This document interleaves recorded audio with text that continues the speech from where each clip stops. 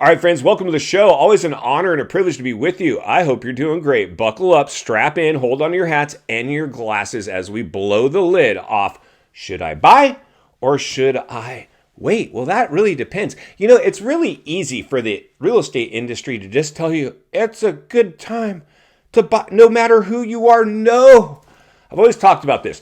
This is a relationship industry, but unfortunately, relationships continue to be compromised. People don't want a relationship with you. They want to know, are you ready to buy? Are you all cash? Are you ready to write offers? Because I don't really want to roll up my sleeves and hurt any other agent's feelings. No. Gosh darn it, it's time to hurt feelings. My gosh. I remember in the last real estate bubble, I wrote an offer on a property that sat for a year. Empty, sucking air. And it price reductions, just like we're seeing today, about in the same place we are today, with the air coming out of the bubble. But I didn't understand the warning signs to the point where I should have checked one metric that we didn't, which we'll talk about here shortly, that I could have protected myself a little further with. But I went ahead and wrote them an offer based on their most recent price reduced, stuck on the market price. And I came in under it, and they counter offered my offer with their full price. Basically, they're saying we ain't budging. But I had to test the waters. I mean, I had to at least see if I could get them to budge. I see agents now. I was writing an offer for one of you recently.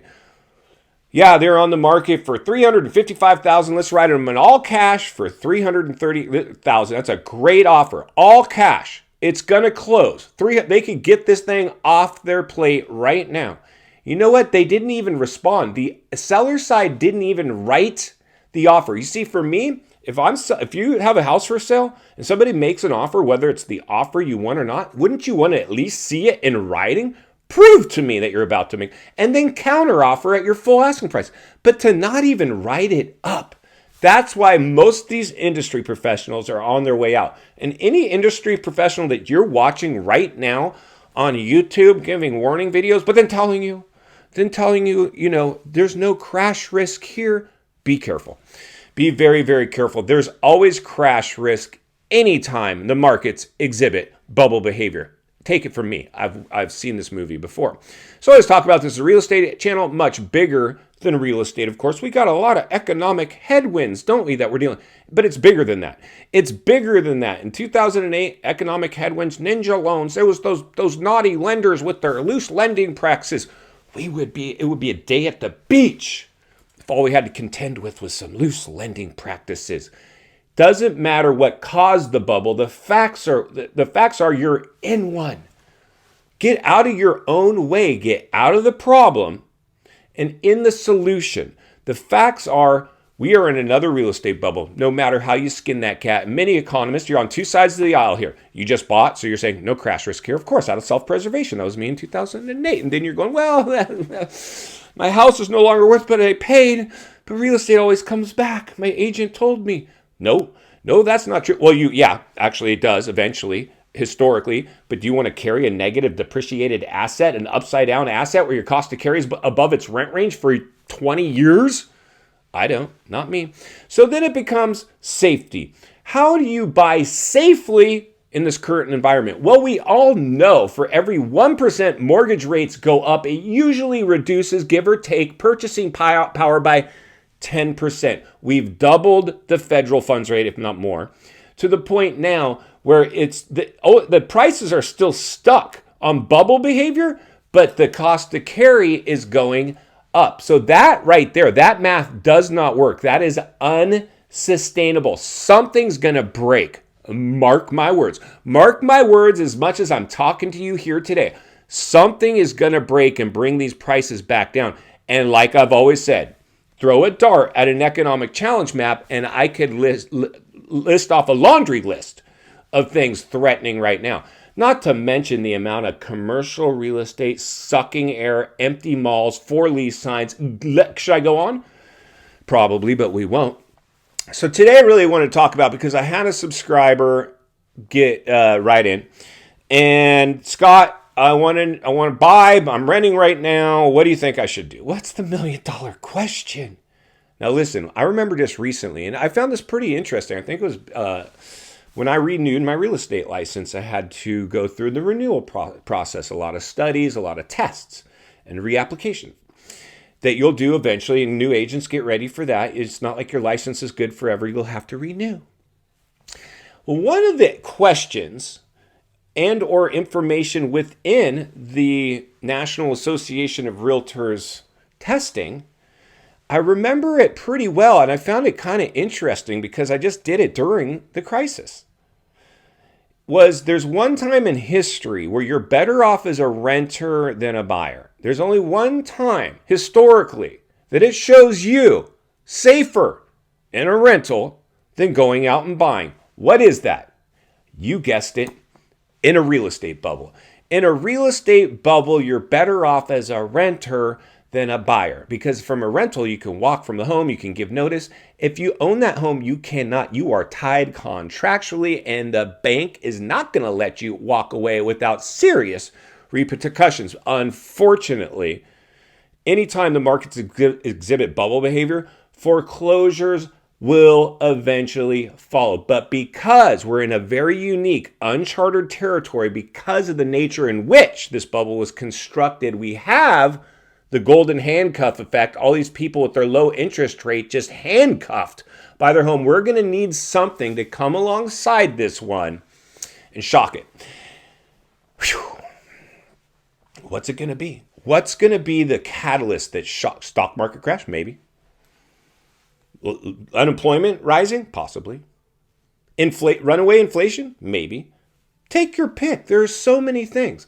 So if, like I said, I found this very curious that I had to learn this through the relicensing process. There was one time in history where you're better off renting and buying. It's in a real estate bubble. If you've waited this long, you've hit the top of the biggest bubble ever witnessed in history. It's clearly not going up. It's flatlining at best and going down nationally, a tick or two. So we've started the downward trend. We've hit the breaking point. So if you buy today, you're buying in a high interest rate environment and the tippy top of a bubble. I don't like that safety. I don't think there's safety there. As much as I want to sell you a house, I don't like it. I just don't like it. But I'll tell you what I do like. And this is what I told the subscriber. And you've waited this long, so you may as well listen to the rest. If you're buying today, there is one thing that can protect you more than anything else in this environment. It's what price point you're buying in and what type of debt service you're going to carry at any interest rate. And because that's the thing. If your property, its cost to carry it, meaning your monthly cost to carry that property at 10% interest, I don't care what the rate is. If it's under the property's rent range, there's safety there. Why? Well, of course, I'm going to tell you, you don't get hurt in real estate when you buy at the wrong time. You get hurt in real estate when you sell at the wrong time. So if you buy your house and it goes upside down, but your cost to carry it is cheap enough for you to slam a renter in there and have it cash flowing, it's not as important. I would much rather be in that environment. House isn't worth what I paid, but it cash flows every month. I would much rather be in that situation. And even if it's my primary home, my head hits the pillow every night, knowing that I've got some safety. I pulled an insurance policy for myself. My lender certainly did. My real estate agent definitely do it. He's telling me real estate only goes up. It's a good time to buy. Still, in this environment. If you've waited this long, it's not going to hurt you. But if you're out there buying right now, you have to examine this one thing for sure, though. Cost to carry the property. If you need to make sure you have enough skin in the game, meaning if a standard amount down or whatever percent down, you're prepared to put down on it, make sure the payment is under its rent range. If you can make a property do that, I believe you're probably going to be able to weather the storm much better. Because listen, friends, what's going to happen in a recession? Jobs will be lost, incomes will be lost, a lot of devastation will come. And we could possibly see prices start to do a reverse course. In fact, and I'm not going to get into it here on this video, but I know we've had other videos communicate it. If we end up in a deep cycle recession, which many economists are predicting, even a depressionary level, prices of the assets will plummet. will plummet, but people are still going to need housing. They're going to need rentals. Unfortunately, Wall Street drank the Kool-Aid too, and I think that's another warning sign that we could see a mass sell-off from Wall Street. In final thoughts, I come to you as a friend, as a content creator. Somebody wants to see you not only win in real estate, win in life. Understand, friends, the waters you're swimming in now, shark infested. Don't feel, if you need a house, if I need to sell you a house to be happy, you'll never be happy. If you need to own your own home or you won't be happy, you'll never be happy. I would rather see you as a renter for life. And call me and say, I want to buy investment properties, Scott. I want to go where I can afford to make my money work for me and buy investment properties. But if I'm going to buy today, Scott, I want to do it in a price point and an area that pencils out. I've found that area. Do you have an agent willing to roll up their sleeves, shake the trees, kick the tires, and write my offers? That, if you work in the industry, my friends, get ready, because those times are coming, and Scott Walters will be here to blow the lid off it every step of the way, because it's not only what we need, it's in fact what we deserve. If you appreciate the content, I want to humbly ask you to give the video a like, subscribe to the channel, leave a comment below. I'd love to hear from you. Social media links in the description of this video if you'd like to contact me there, along with links to channels I've appeared on I think you might enjoy. If you need help buying or selling real estate here in America, I have the biggest network of top-rated agents in the nation ready to assist you. It would be our honor and our privilege to do so. Email in the description for you as well. Also, if you're watching from your television set today and you enjoyed this video, you're going to love the next video, and there's an easy subscribe icon for your convenience as always. Thank you for your time. Please go make it count today. I'll see you on the next video.